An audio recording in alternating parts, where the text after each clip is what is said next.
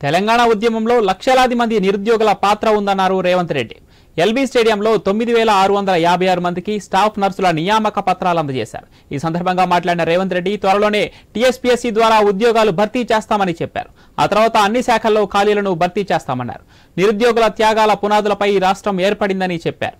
ఈ రోజు ఎంతో సంతోషమైన రోజు అని, అప్పులు ఉన్న ఆర్థిక భారమైన ఉద్యోగాలు ఇస్తున్నామని చెప్పారు. గత బీఆర్ఎస్ ప్రభుత్వం నిరుద్యోగులను మోసం చేసిందని విమర్శించారు సీఎం. ఎంపీగా కవిత ఓడితే కేసీఆర్ ఎమ్మెల్సీ ఇచ్చాడు కానీ నిరుద్యోగుల గురించి కేసీఆర్ ఆలోచించలేదని మండిపడ్డారు. తన కుటుంబ ఉద్యోగాల గురించే గత ప్రభుత్వం ఆలోచన చేసింది కానీ నిరుద్యోగులను పట్టించుకోలేదన్నారు. రాష్ట్ర సాధనలో ముందు భాగాన నిలబడి తెలంగాణ రాష్ట్రాన్ని సాధించుకున్నారు.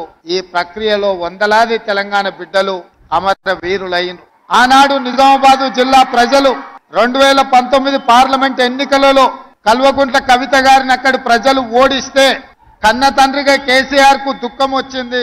ఎంబడే తన కూతురికి శాసన మండలి సభ్యురాలుగా తిరిగి ఉద్యోగం ఇచ్చుకున్నాడు తప్ప మా స్టాఫ్ నర్సులైన మా చెల్లెళ్ల ఉద్యోగాల గురించి ఒక్కసారి కూడా ఆలోచన చెయ్యలే.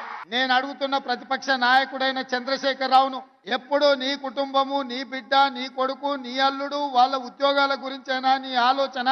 మా పేదోళ్ళ బిడ్డలైన మా చెల్లెళ్ల ఉద్యోగాల కోసము, ఆ ఉద్యోగ అవకాశాలు వస్తే వాళ్ళు జీవితంలో స్థిరపడి పెళ్లిళ్లు చేసుకొని కుటుంబ సభ్యులను ఆదుకునే అవకాశాన్ని ఎప్పుడైనా ఆలోచన చేసిండ్రా?